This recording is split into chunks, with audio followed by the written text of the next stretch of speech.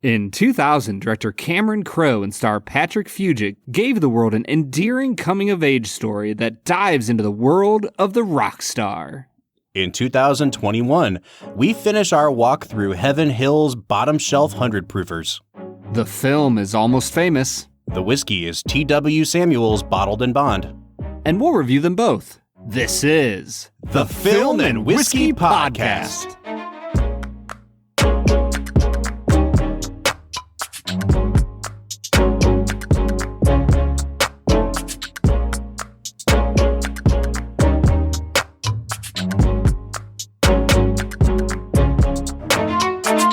Welcome to the Film and Whiskey Podcast, where each week we review a classic movie and a glass of whiskey.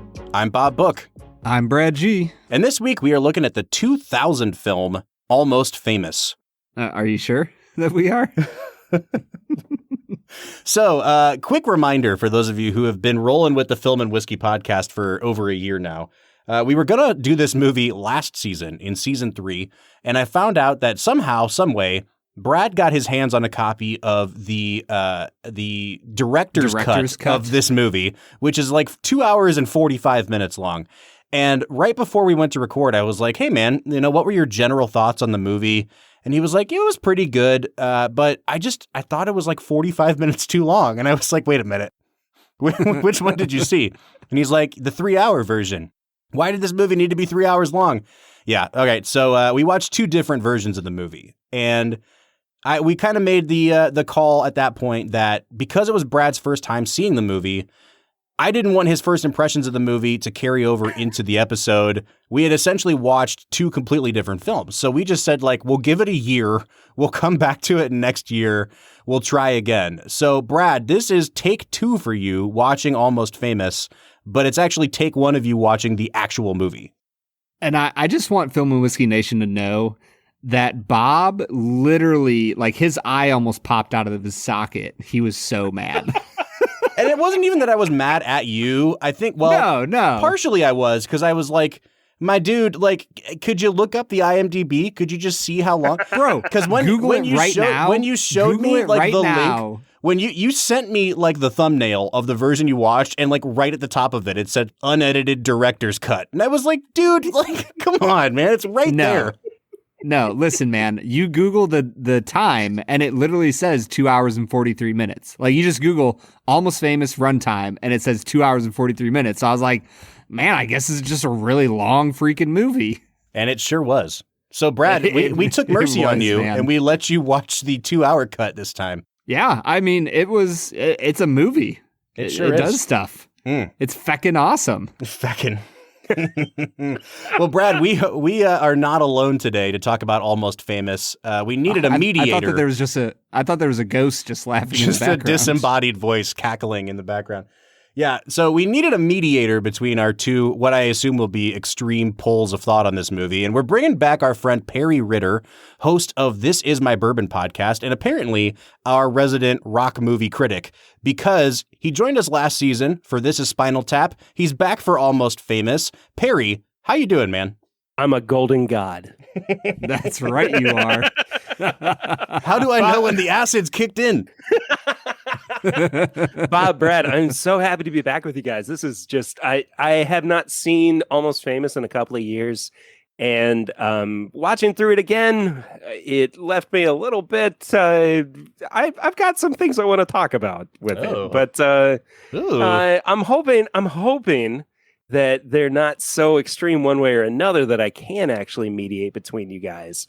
But all that being said, I do like being the resident rock movie guy, I guess. Can I make a request to come back next season for That Thing You Do? Oh, my man. One of my favorite movies of all time. I just watched it 3 weeks ago.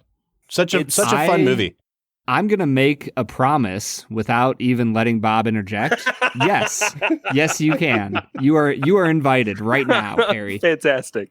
Damn, I'm so excited for That Thing You Do now. Do we really still have to talk about Almost Famous? I could probably talk about That Thing You Do. Let's just segue. I'll still release it. I'll still release it as Almost Famous, and we'll just talk about That Thing You Do. That Almost Famous Thing You Do. Oh, man. All right, so Perry's going to join us next season for That Thing You Do, but until we get there, we still have a movie to talk about today, and that is Cameron Crowe's Almost Famous. Brad, I'm still going to proceed forward with Brad Explains under the assumption that this was your first time seeing the movie.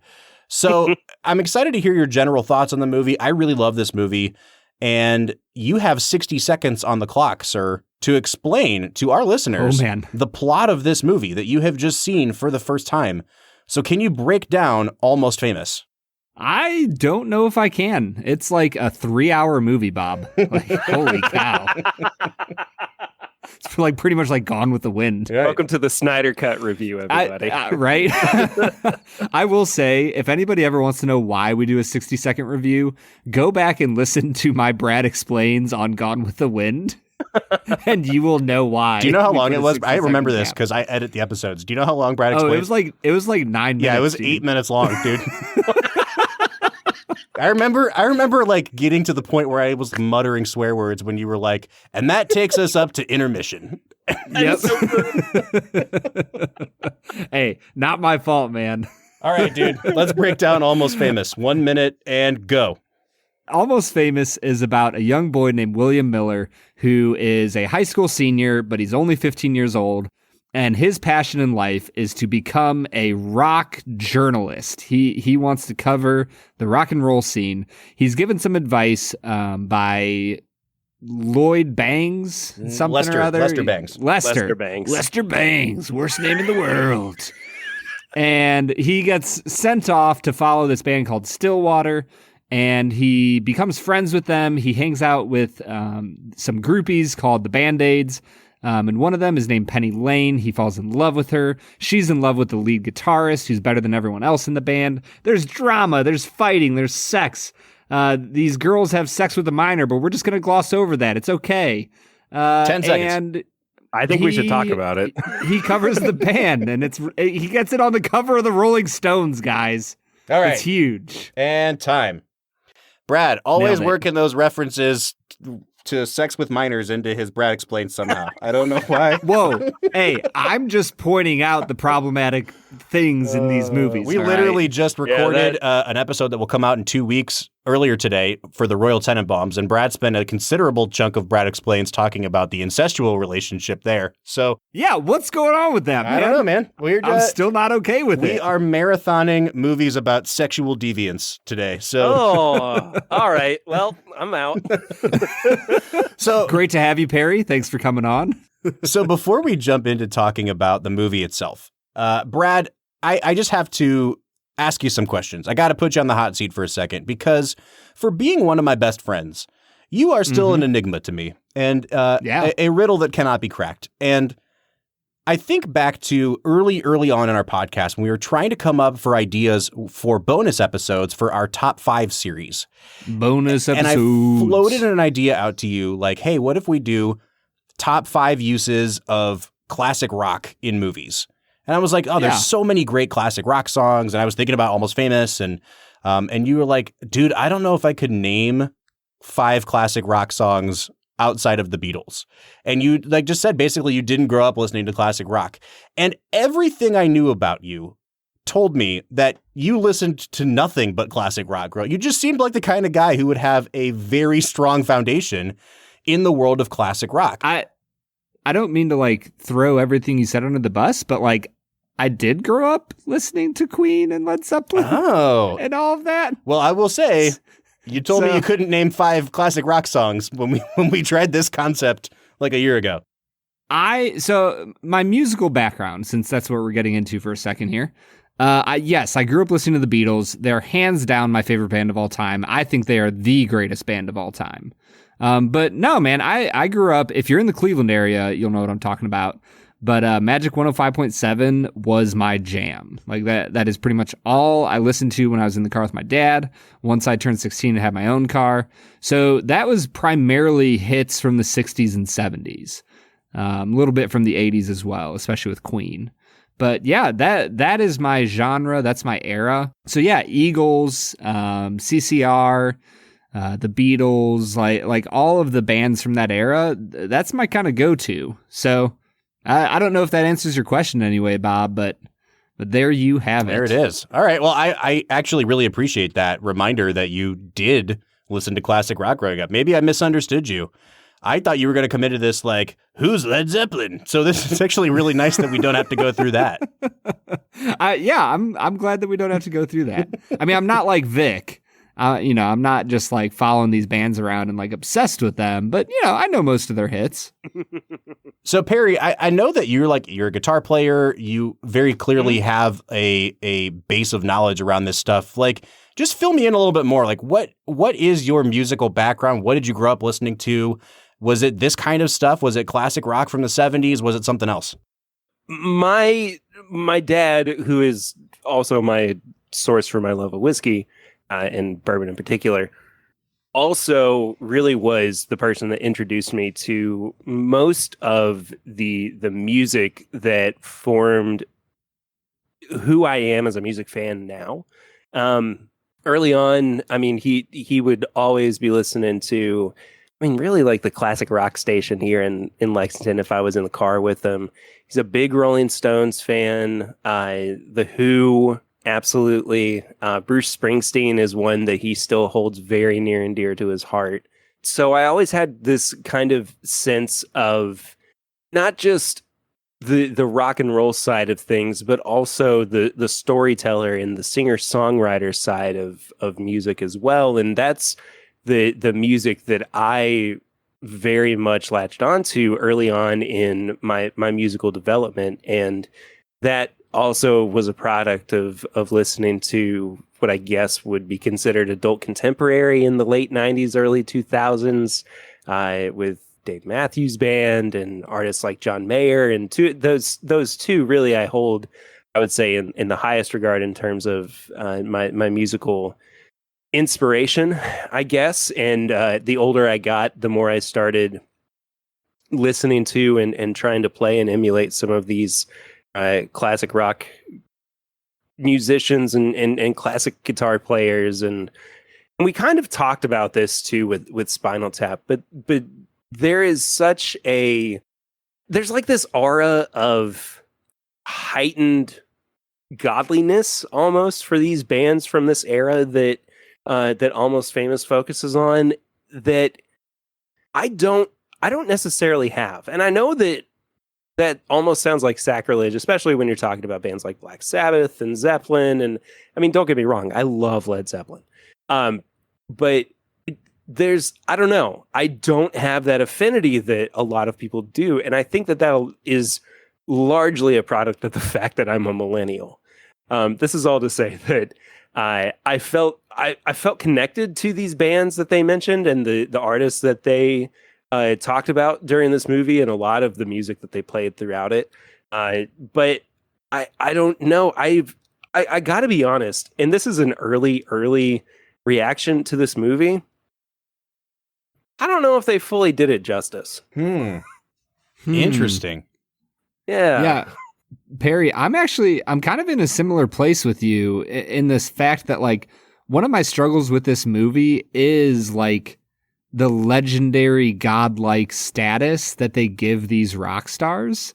And I kind of struggle with that. I've never understood it. I love these people's music, but when you go back and watch video of like, the Beatles playing live and like how the fans react to them, it's just something that I've never fully understood, appreciated. I honestly think it's kind of silly. And so watching this movie kind of like drew out some of those thoughts for me, especially in like the concert scenes when, I don't know, when people are flipping out about these musicians, I've never understood it. And I don't think I ever am going to understand it.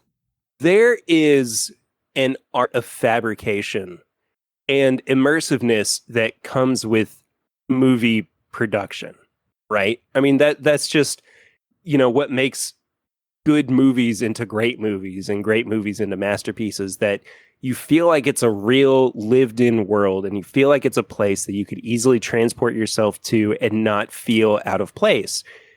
There's something about the world of Almost Famous. And I did find myself, especially during that scene where they had that little montage of songs when they're on stage, when Stillwater's on stage, and the fans are screaming at them from the front row I don't know if that's necessarily what would have been the case during this time. I mean, this is supposed to be slightly based off of a real life band, but also they have, tinges of something like Allman Brothers. Mm-hmm. Yeah. Like that doesn't scream something that the Allman Brothers would have had present at their shows. They were very much Southern rock. They were very much early predications of the jam band movement as well. And so I don't know. It felt like they were trying to lift up, like Cameron Crowe was trying to lift up this notion of the rock star to an almost unbelievable degree.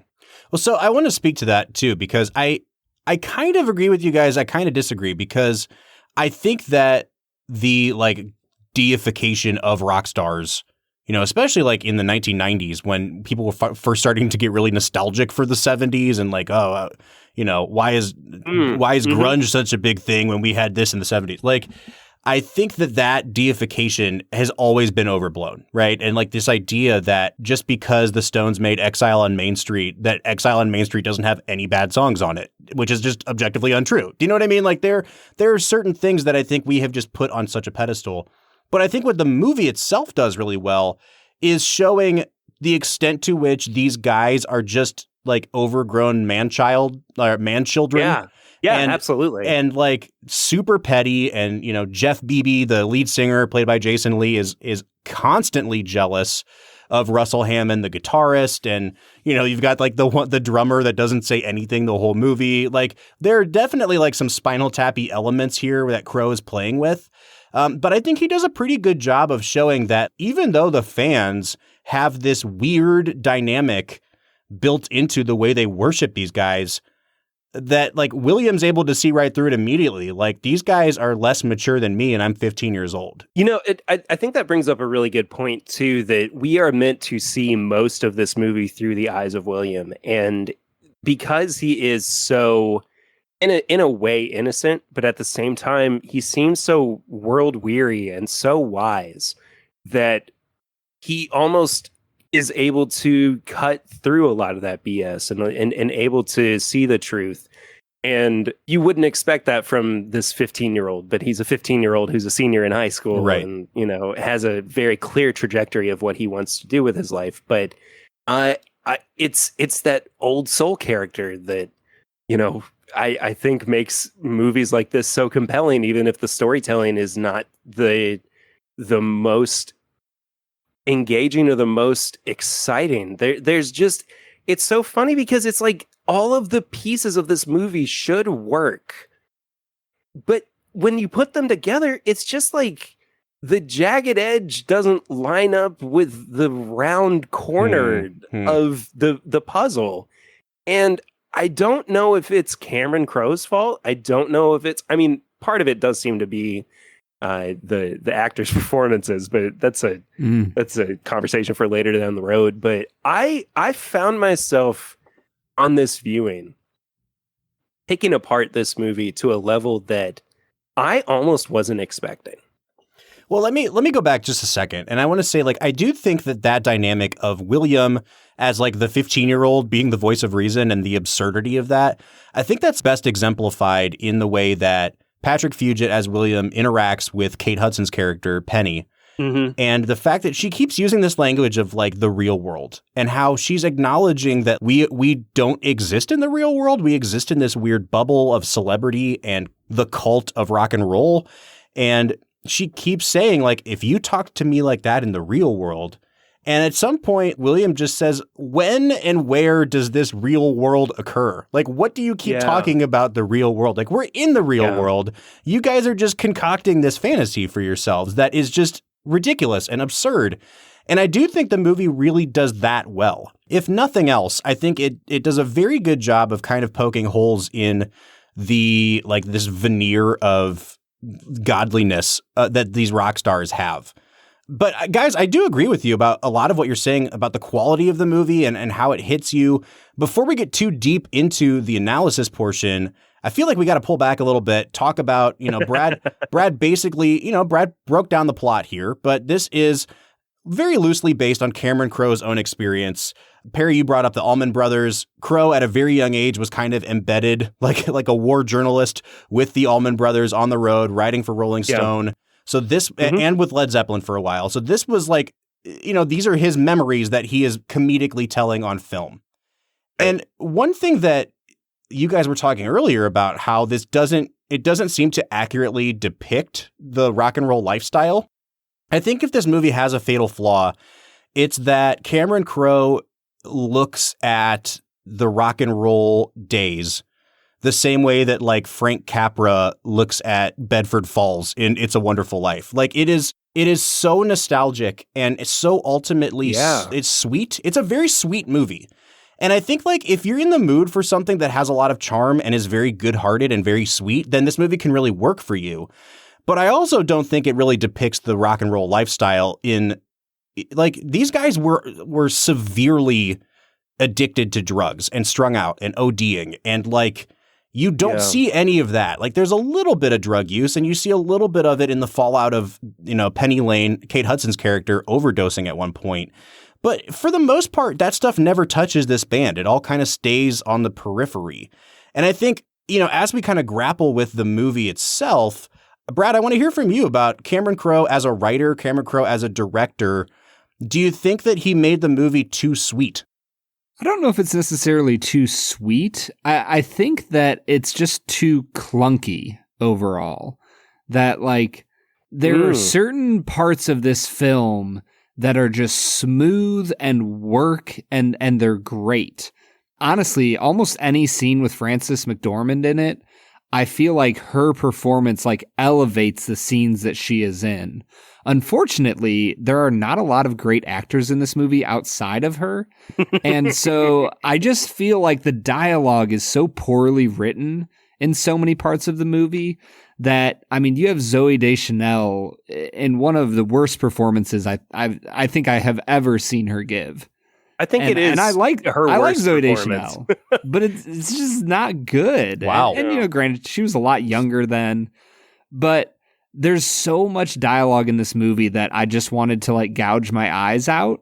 That the way they talk to each other just doesn't feel real in any way, shape, or form. Yeah, I will say, like, so many of these scenes build to a punchline or build to a gag. It seems like these are caricatures at every turn of the movie. And there's like some scenes where they really do flesh them out and give them humanity. And, I'll leave Zooey Deschanel alone because like her character is very minor, but like, I think Kate Hudson is phenomenal in this movie. I think the way that they leave the camera on her face as she reacts to things that are like deeply hurting her is great. I think Billy Crudup as Russell Hammond is next level out of this world in this movie. I think Patrick Fugit is great in this movie.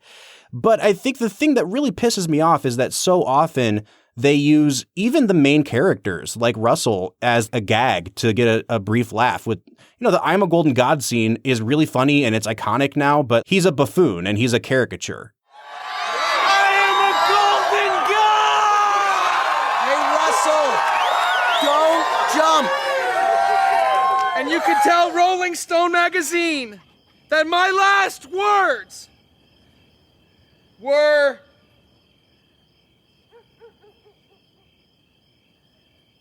I'm on drugs.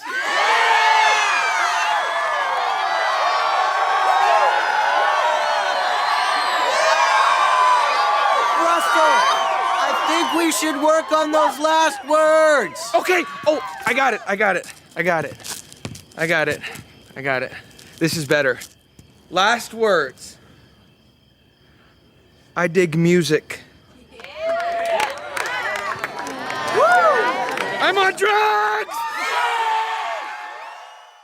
And then like you have the scene where Kate Hudson overdoses and they like try to shoehorn in this really weird subplot of like William's going to get his first kiss from a woman who's barely conscious. And then he kisses her and the joke is that she goes, and then she passes out.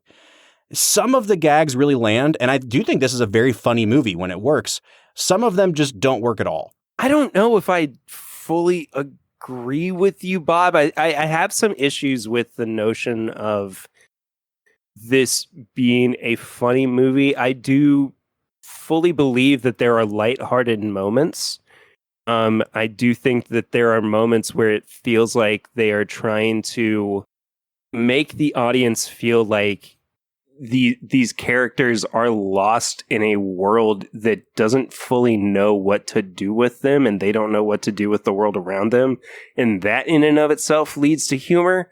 But that scene where William is getting his first kiss and is expressing his love to a woman who is far, far away from where she should be to be able to react to that doesn't feel humorous to me. It almost feels harassment. Yeah, no, for sure. I think that's what I'm trying to say is like, that scene didn't need a gag because it's supposed to be the dramatic point of the movie. And B, like, watching it 20 years on now, I'm like, oh my gosh, like this is very, you're undermining what you want the character of William to be, which is like this innocent, morally upright person in a world filled with just dicks.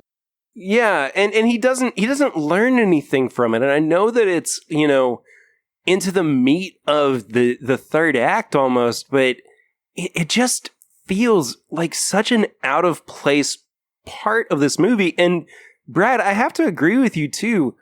It is so clunky. And there are so many parts of it where you're just going, did they really need to do that? Is that really the best decision that they could have made with writing this movie? The entire overdose scene, I think, is what has struck the biggest nerve with me. That William is so casual in his response. Yes, he does call the front desk and ask for a doctor, but then afterwards he's like, "Okay, let's stay awake. Come on, don't fall asleep. Hey, by the way, I love you." And it doesn't seem like a real reaction. I think that there is so much dialogue and so many situations that are written in this movie that feel so fantastical that sure, maybe they are written through the lens of the rock and roll era of the 70s, but it's so saccharine that it feels inauthentic. Yeah, I mean, with that scene, I feel like you just change two things and it becomes a meaningful, important scene. Absolutely. You have him kiss her on the forehead, and then when he is sitting there watching her puke her entire stomach out, you don't have him smile creepily, falling in love with her. And you don't play you don't play Stevie Wonder, My Sherry Amore. Like, and that was the moment in the movie where I was like, okay, I can see how this could really turn someone off from watching this, because we get the point, Cameron Crowe. Like, we get what you're trying to do. You're trying to juxtapose where William should be in life with where he is now. Like, he should be at his graduation. He's in a hotel room with the groupie, saving her life while she gets her stomach pumped. And yes, he's in love with her, but you don't need to make an ironic use of My Sherry Amore, because it seemed offensive and it seemed insulting to the character of Penny that they would even do that in her lowest moment. Yeah, 100%. I think another, this is just one small thing of the writing where I'm like, this is the worst thing ever. Why in the world did he call them the Band-Aids? That, the first time I watched the movie, that was 3 hours long, I hated that. The second time I watched the movie, I'm like, I don't know why, but I recoil at the idea of the cheesiness of the name. You mean, why did Cameron Crowe call them that? Yeah. Oh, okay. I thought you were talking about William. I was like, that was built into the movie. Yeah. No, that's what I'm saying. Like, why did he write it in that they were named the Band-Aids? I just hate the cheesiness. Like, it feels like he took 2 seconds to be like, yeah, it's they aid the band, but they're also like a Band-Aid on the bad stuff. So we'll call them the Band-Aids. Yeah. I hate that. All right, listen, I gotta nip this in the bud a little bit. Like, we're getting off the rails just shitting on this movie now. So, like, let me say this. I actually really, really like this movie. I like it more than both of you do. And sorry, Bob. And at the same time, I agree that it's a flawed movie. But before we go to break, I do think we need to hammer out some of this, our reactions to the cast, because regardless of what you think of their performances, Brad, this might be one of the best casts ever assembled Like, if you just go through the IMDb cast list for this movie, it is insane. How many people either became super famous after this movie, or were just in bit parts. Like, all right, so you've got Billy Crudup, you've got Patrick Fugit, you've got Kate Hudson at the top, Frances McDormand, Jason Lee, Zooey Deschanel. You've got Anna Paquin, who's an Oscar winner. You've got Fairuza Balk, who is no longer famous, but was in the moment. You've got Philip Seymour Hoffman, an all-time great actor. Jimmy Fallon. You've got Bijou Phillips. And then you go like down into the bit parts. You're talking like Rainn Wilson. You've got Jay Baruchel. Mark Maron shows up for a hot second. Yep. You got a cameo from Peter Frampton in there. Like Eric Stone Street from Eric Stone Modern Street's in there Family. as a hotel clerk. Yeah. At every scene, I was like, oh my gosh, like they blew up 10 years later. It's pretty insane. Whoever did the casting for this movie was really, really onto something here. Bob, I'm not gonna lie. This cast list is full of like B and C list stars. Oh, I don't agree with that at all. Dude, come on. I don't agree with that at all. No, there's only a few people on here that become like legit stars, or I mean, Frances McDormand had already won her Oscar for Fargo.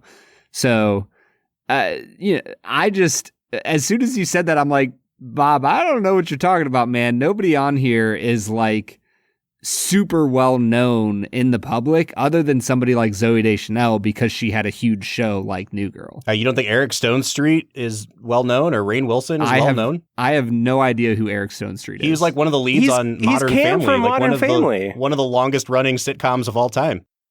Show I've never watched in my life. All right, but just because you don't know him doesn't mean he's not popular or famous. Jason Lee was... I'm just saying, I've never heard of him. Jason Lee was My Name is Earl. You have Mark Maron, who has one of the most successful podcasts of all time. One of the best...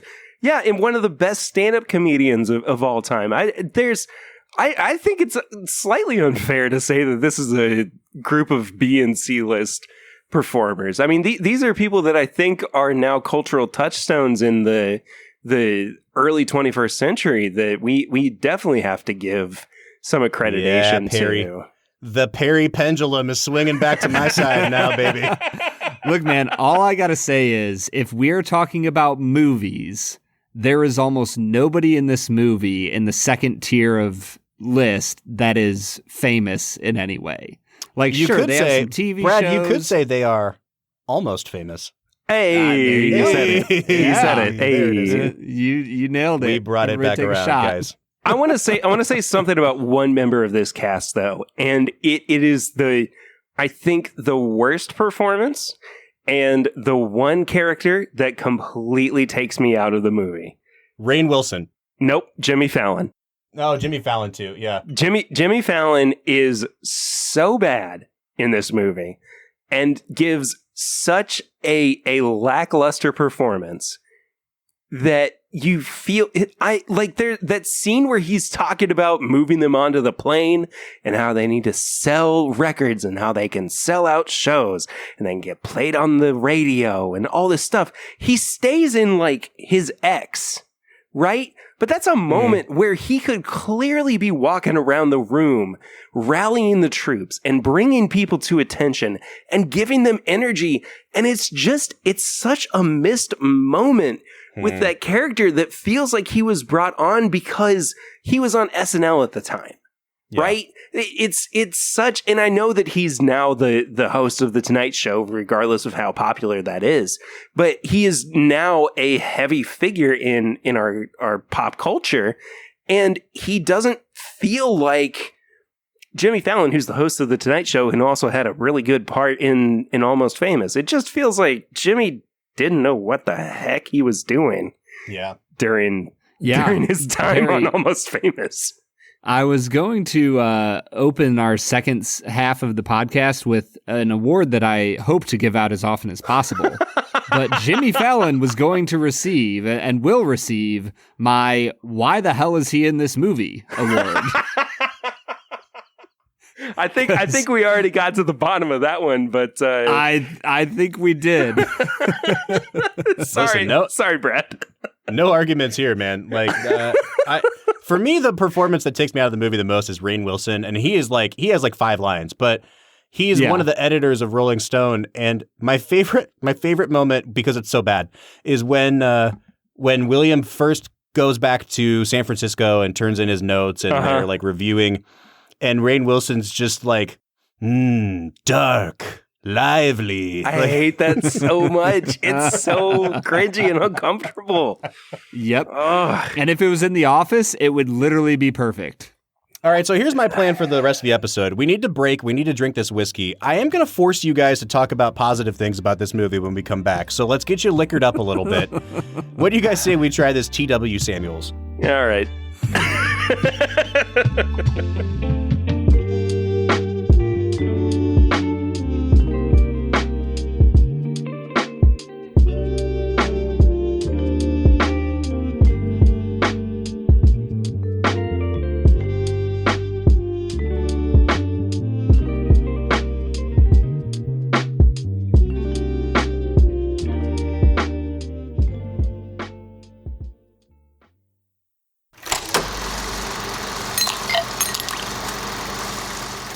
All right, so today we are checking out T.W. Samuels Bottled in Bond. Brad, this is a obviously 100 proof bourbon from the Heaven Hill Corporation. We have tried three of their other Bottled in Bond products that are in this kind of like bottom shelf. People in the know really love them, and that would be J.W. Dant, which we just had a few weeks ago, JTS Brown, which we tried last season, and then if you move into corn whiskey, they've got mellow corn as well, but we don't speak of that on this podcast. Oh, that's a shame. Bro, we don't like mellow corn at all. That's a real shame. Yeah, well, so's your take on this movie. So, All right. So today we're kind of rounding things out with T.W. Samuels. This is in some ways my favorite one of all of them because it's the cheapest. It is somehow the cheapest one. If you go to Kentucky and look for this on the shelf, you will almost only find it in the 1.75 liter size, or what we call a handle. And for a handle of this, Brad, I'll give away the price now. It is $20.99 for a handle of this. So this has become my go-to cocktail bourbon because I like a little bit higher proof in my cocktails. I like something that can stand up to the dilution. It's been a long time since I've tried this neat, man. So I have no idea what this tastes like, but I got to tell you, having poured this out, it is a lot more enticing on the nose than I might have been expecting. Yeah, I mean, as I get into the aroma of this bad boy, it's a little bit hot up front, but it kind of has like this dusty corn type feel to it that has like a little bit of sweetness, a little bit of caramel going on as well. So I don't know if you guys have ever like shucked fresh corn like right off of the stalk, but it almost is like dusty, and like I feel like that's what I'm getting here. And I actually, it's a little bit grainy, but I really don't mind it. It actually reminds me a lot of going through a distillery and going through the tanks where they hold all of their grain. And I totally get that, Brad. I think associating it with a different experience or a different memory, but it's not in a way to where it feels young or to where it feels like it's not characteristically an aged bourbon. It feels like that is just part of its greater components to where it kind of, envelops some of these like chocolatier notes and sweeter notes. And I know that there is definitely a little bit of darkness that is present as well with this.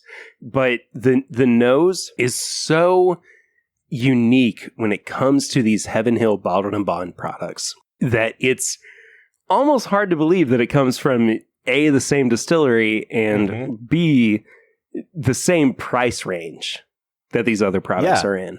Yeah, we've been kind of blown away at the variation between like JW Dant, JTS Brown, and now this, because I feel like there are different levels, even on the taste of like how oaky you can get. We talked about the subtle differences, or the not so subtle differences between Dant and JTS Brown just a few weeks ago on our Apocalypse Now episode. Brad, I don't know how much you remember of that tasting experience because we have had a ton of whiskey since then. But I mean, does this seem to be in the same wheelhouse to you, or is this kind of its own thing? No, I think it is somewhat similar. Like, I'm not surprised that it's a part of the, I don't know, first, last name, initials lineup. Oh, don't get me don't get me wrong. It is very much a Heaven Hill product. But it is different, and it is its own thing compared to the other, as you said, first, last name Bottled & Bond products in this line. All right, so let's score this out, guys. What would you give this on the nose? I'm at a 6 out of 10. It's really solid, above average. I think I'm going to go just a little bit higher because I think that it's got some depth and complexity to it that these other Bottled & Bonds don't have. And I almost like and prefer this introduction of this kind of corny note in some ways, but it's one that, normally we would say, oh, it smells like it's underaged, but it seems to be more inviting. I'm actually going to go with a 7.5. All right. Yeah, I'm actually going to give it a 7 out of 10. And part of this is I am going into this knowing full well what the price is on this. And so for the price, you could do a lot worse, right? So I'm going to give it a 7 out of 10. And that takes us into the taste. Guys, this is not a super complex bourbon. It is very corn forward. It is very sweet. It is not super viscous. It's pretty thin. It has a nice alcohol burn, and it has a whole bunch of oak on the back end of the palate. It is classic cheap Heaven Hill. But, I mean, it just hits all those great cheap Heaven Hill notes. Would I prefer this to Heaven Hill Green Label? No. But it's also 10 proof points higher. And again, I'm not typically drinking this neat. I was not expecting much out of this, and this is actually a pretty pleasant drinking experience, Brad. Yeah, it's smooth, it's buttery, there's a little bit of vanilla, it's got the nice kind of sweet caramely notes that all kind of balance around this core of corn that kind of holds it all together. So I'll give it a 7 out of 10 on the taste. For what you're paying for, this is a really solid pour. I think that it's pretty consistent between nose and palate. It might be losing me a little bit once I actually get to the taste of it. The palate is definitely above average, but a little bit less well-rounded and a little bit less inviting than I would like for it to be. All that being said, I don't not enjoy drinking this by any means. It's just a very solid palate. It sounds slightly negative. I'm going to give it a 6 though. All right. I'm actually going to give it a 7 as well. I think again, $20 out the door.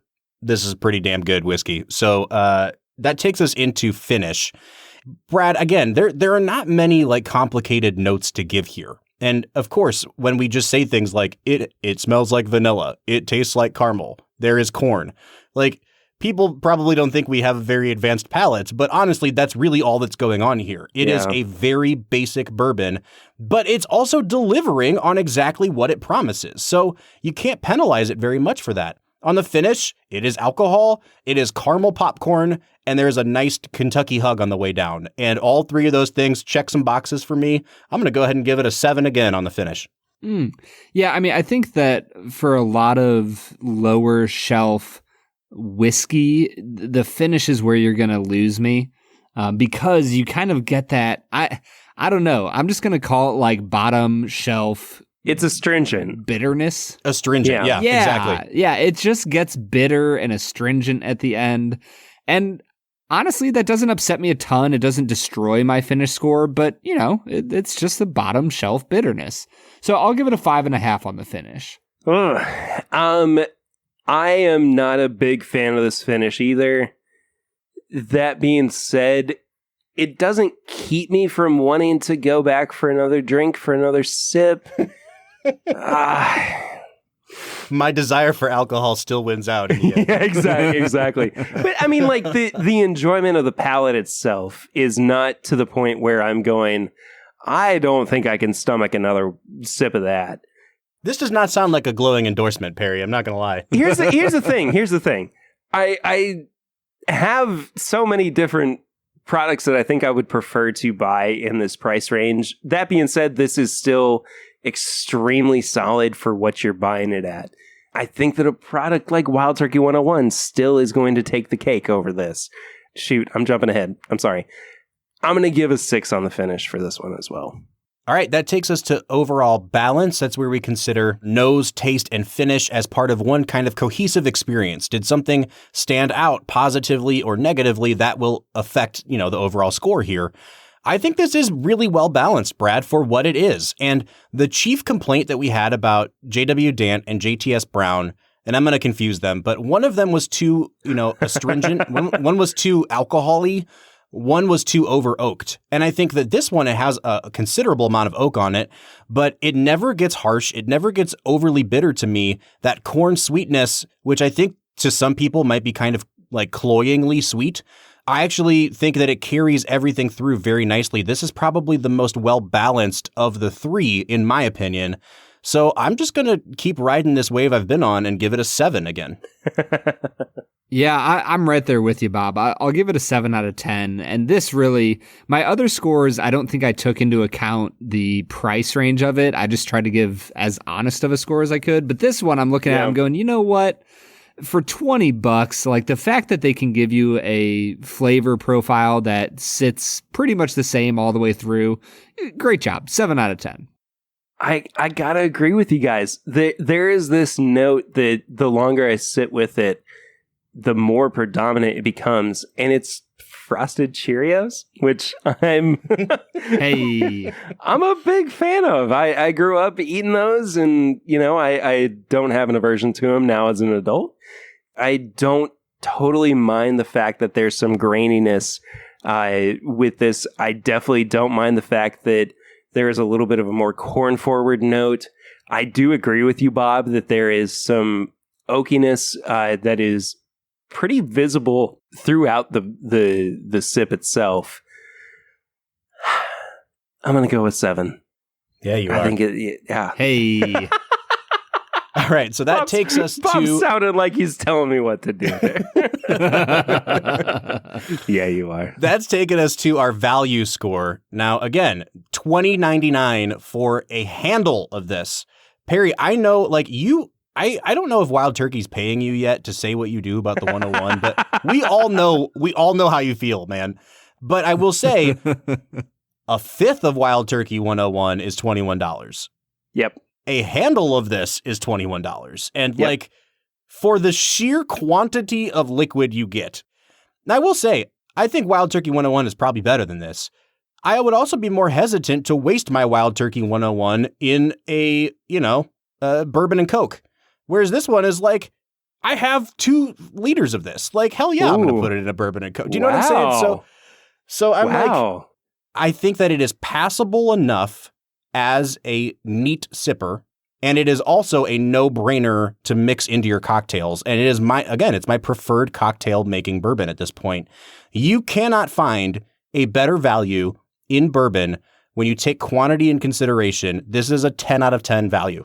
I gotta be honest with you, Bob. I don't disagree with you at all. I enjoy this whiskey so much when I drink it. It's been a long time since I've had it. But there have been other things that I, preferred to grab. But I do find myself coming back to this with a sense of enjoyment and a sense of almost rose-colored glasses. And once I do drink on it again, I remember why I loved it so much in the first place. And you're right.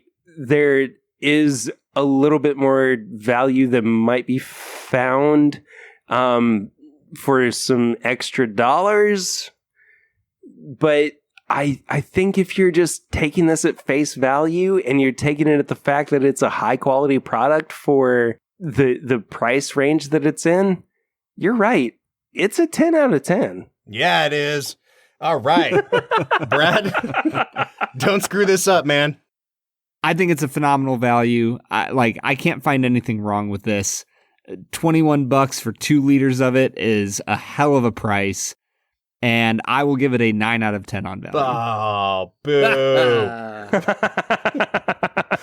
All right, so what's that bringing everybody's final score out to? I am sitting at a 34.5 out of 50. And I am at a 36.5. I'm coming out to a 38 out of 50. I can't wait till we post this on Instagram because I love it. There's some people that do not overlap with listenership on the podcast and they just see our scores. And I can't wait till this gets a higher score than some super pricey product out there. and people are like, what the hell are they thinking? But Yeah. we honestly, we factor value in. We just did Hancock, I think it was, a few weeks ago. Yeah, and I do Hancock's not think President's Reserve. Yeah, I don't think that came out higher than this. No. Actually, I'm like 90% positive it didn't. And again, at face value, taken for what it is, I think I prefer this whiskey. Yeah, 100%. I agree. Might be the hot take of the day, but when you average out Brad's score and my score, we're coming out to a 36.25 out of 50. This is a no-brainer recommendation from me. It's not sold in every state, but if you happen to see it on the shelf, wherever you might be, pick it up. Again, I'll say passable enough neat. It is a fantastic mixer. You will not spend a better $20 for the sheer quantity you're going to get. We often say that pretty much any whiskey you can try it at a bar or buy some. I would recommend you do not drink this at a bar because you're going to pay it will be the cheapest whiskey on the menu, and yet there's still going to be no point to drinking it at the bar. Just go buy a stinking bottle of it. It'll be much, much more worth your money. All right, guys, I am incredibly pleased with how this has gone. Why do you say we jump back into talking about Almost Famous? I'm just here curious, we go. Bob, how do you feel about our take on Almost Famous so far? Well, let's find out, Brad. Let's get to it.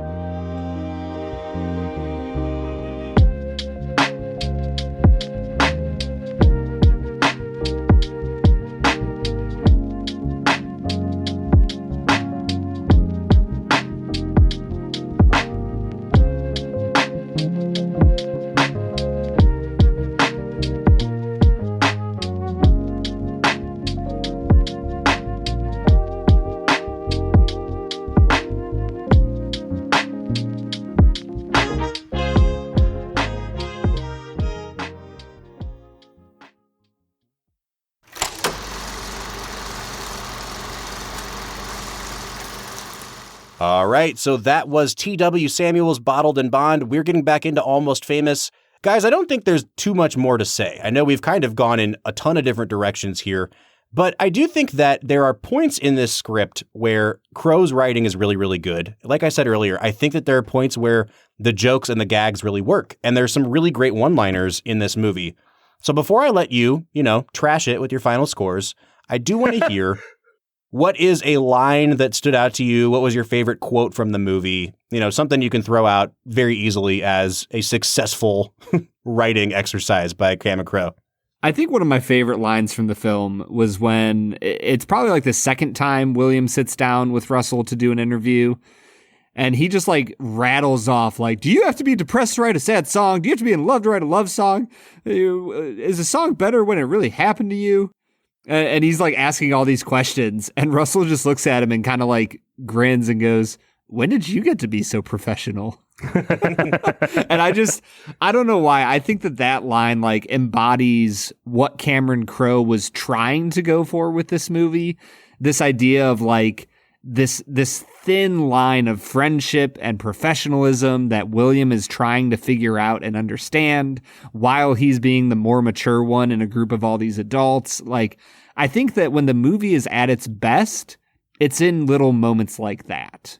I have to agree with you, Brad, on that, but in a slightly different moment, and that is when William's mom says to Russell, "Oh, dude, there's still hope for you."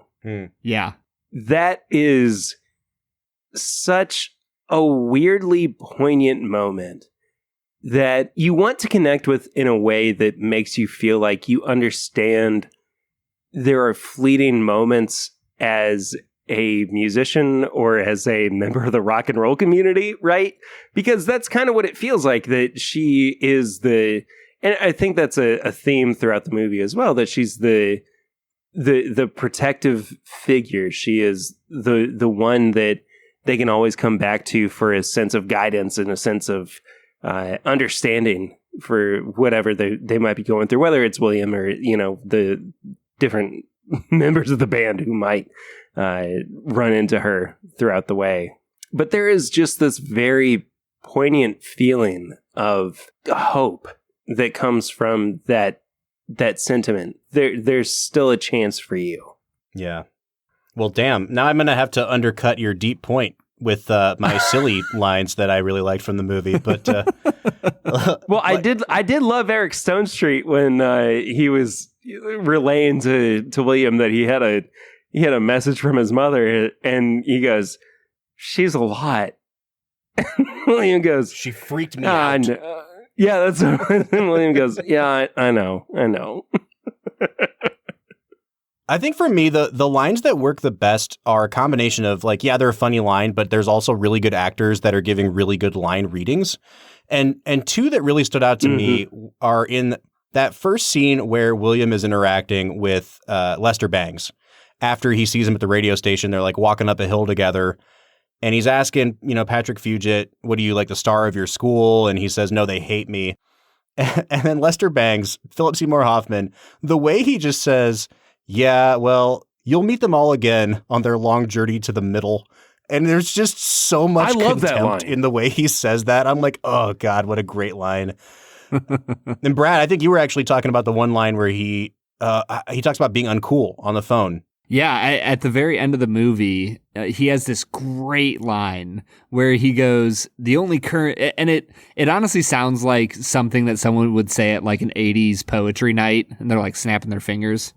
But he says, the only currency in this bankrupt world is what you share with somebody when you're uncool.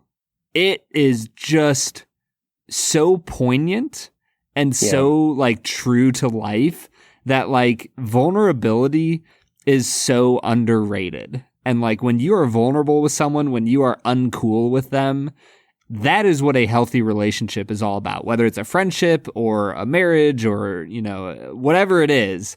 Like when you can be uncool with somebody and they're still down with whatever you have that you're throwing their way, like that, I just love that line. That resonated with me so deeply.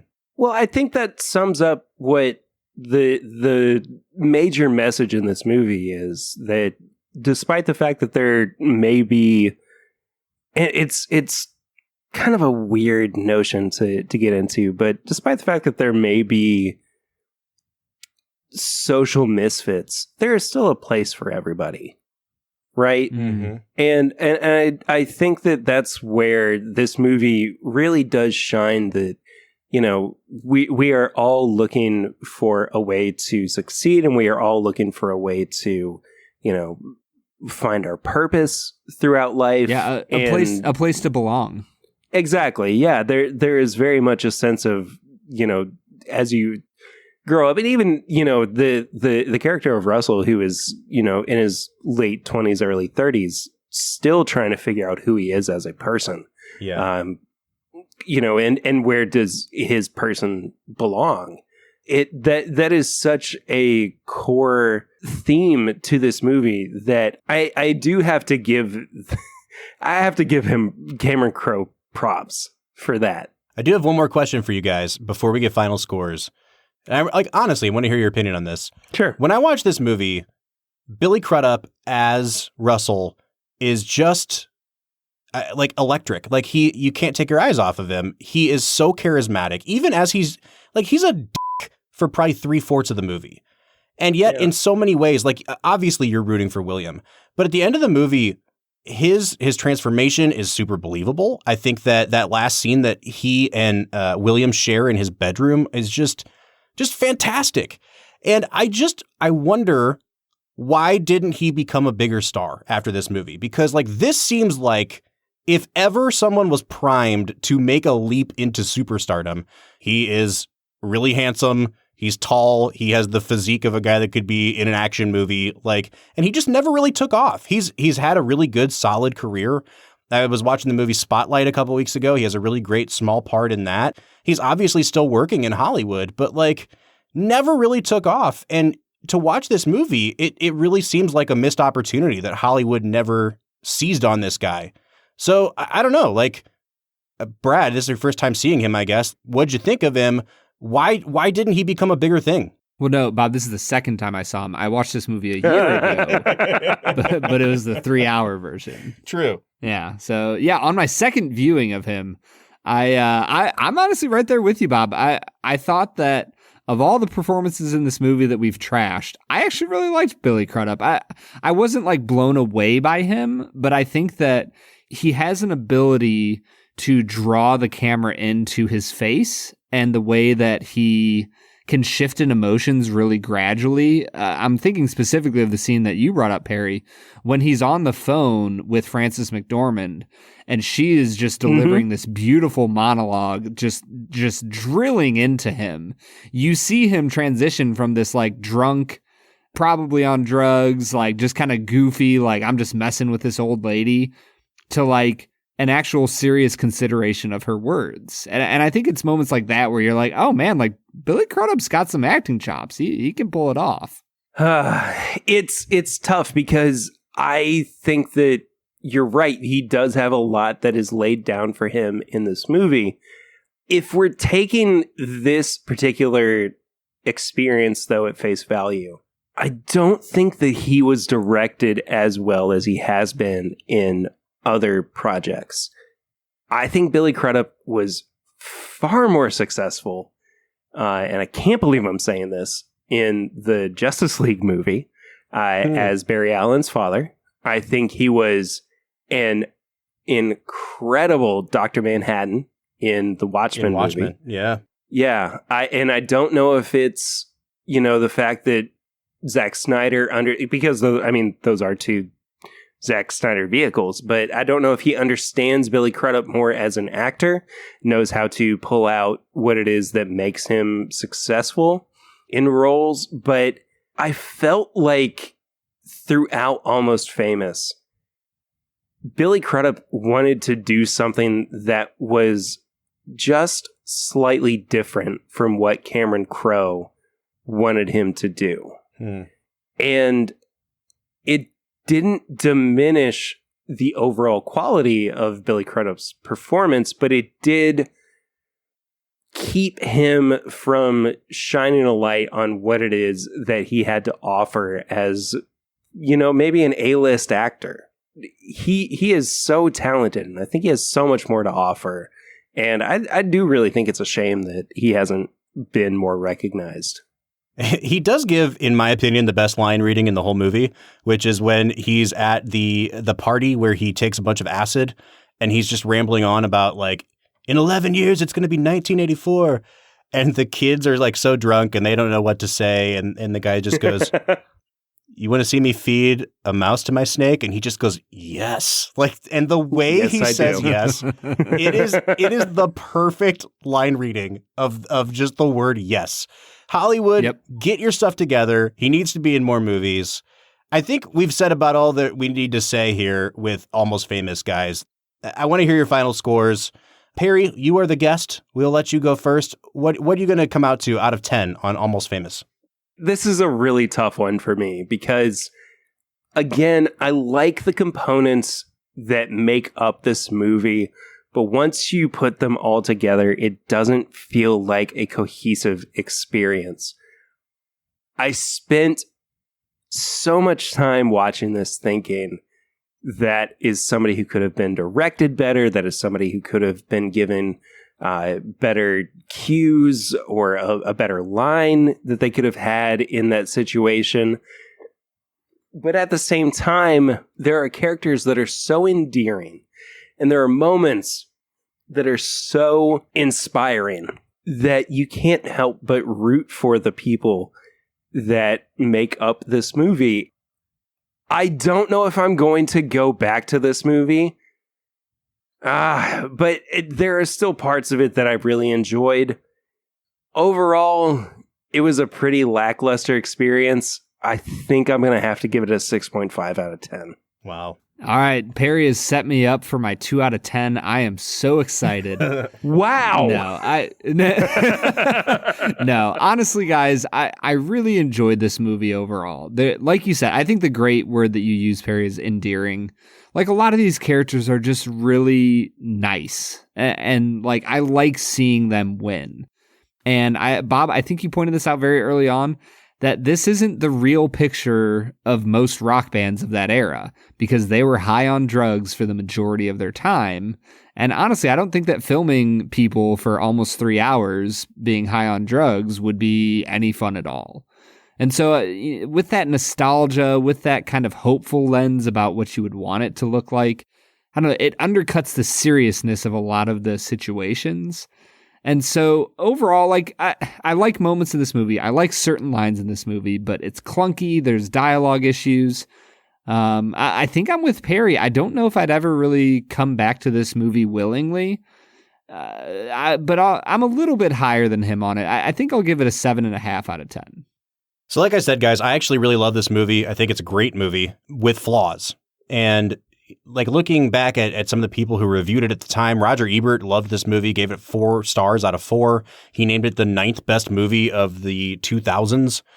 Really loved this movie. I'm not quite there. And I think that I remember hearing about how great this movie was from, critics and seeing the Oscars it got nominated for. And I probably watched it like 4 or 5 times, and I always enjoyed it, but it was never like a great movie for me. It was always like a 7.5. And then one night I just my wife and I wanted to watch something. I had the DVD, I put it in, and I don't know what happened. It was like a magical movie watching experience. Every single thing clicked. She'd never seen it before. And we laughed at every joke. And it, for some reason, in that environment, it played perfectly. And then I watched it again for the podcast. And I'm back to thinking this is very good, but not great. If you'd asked me when I watched it with my wife a year ago, I would have given it a 10 out of 10. Now I'm I can see the 7.5. I think that for me, the thing that really stands out is how familiar everything feels in this movie. And that might just be because I've seen it so many times. And it might also be just because there are a lot of kind of cliched elements in this movie. And that's my big struggle is it familiar because it is such a comforting, homey movie that's very sweet? Or is it familiar because it's not super original? And so I think where I'm going to come out on this movie is higher than both of you. I'm going to come out to a 9 out of 10. I think that what works in this movie works really, really well and works a lot better than maybe you guys think. But it's definitely not approaching the upper stratosphere of great movies we've had on this podcast. But honestly, I want to hear what Film and Whiskey Nation thinks of this one. Brad's coming out to a 7. I'm coming out to a 9. That takes our average to an 8 out of 10. What do you guys think? You can Bob. What? I gave it a 7.5 out of 10. Oh, I'm sorry. All right, so that takes us to what, an 8.25? Yeah, all right. Don't you forget that 0.25. That's right, man. So we want to know what Film and Whiskey Nation thinks. You can find us on social media on Facebook, Twitter, or Instagram at Film Whiskey. Film and Whiskey Nation can also call in. Let your voice be heard on the Film and Whiskey podcast. You can call us on our website, which is anchor.fm/Film Whiskey. Once again, we want to say thank you to Perry from This Is My Bourbon podcast for coming on the show. Always a great time when Perry shows up. Perry, real quick, do you have anything you want to plug for the show, for the new YouTube channel, just anything you want to throw out there? Well, I just want to say thank you all so much for bringing me back on the show. Of course, if you want to follow me on social media, it's at My Bourbon Pod on Instagram, Facebook, and Twitter. You can find the podcast itself on every podcatcher app that you already listen to Film and Whiskey on. It's super easy. I mean, just search for This Is My Bourbon Podcast. I don't know any other way to encourage you to do that. But in regards to the YouTube channel, you just head to youtube.com/This Is My Bourbon Podcast. There is edited, produced content that goes up there now every other week. There should be, I believe, our second edited video, I guess, coming out either within the next couple of days or it's already out. I'm not entirely sure. It just depends on how much time I have over the next few days to make that happen. But we are also on the road to 1,000 subs, which is going to be huge for us. It means that we're going to be able to monetize the channel, and we'll also be able to make a little bit of money during our live streams. I hate to talk about money, but it's important. There it is. Yep. Also, patreon.com/My Bourbon Podcast. For as little as $1 a month, you can help support the show. For $5 a month, you get bonus content like the pregame chats, which come out before every episode. And you also have early access to all of the YouTube videos. I think that's all for my plugs. All right, man. Well, don't forget about the Film and Whiskey Patreon while you're on the subject. If you'd also like to contribute directly to the podcast, you can give at our anchor.fm/filmwhiskey website. We'll be back next Monday looking at the 1952 Western classic High Noon. But until then, I'm Bob Book. I'm Brad G. And we'll see you next time.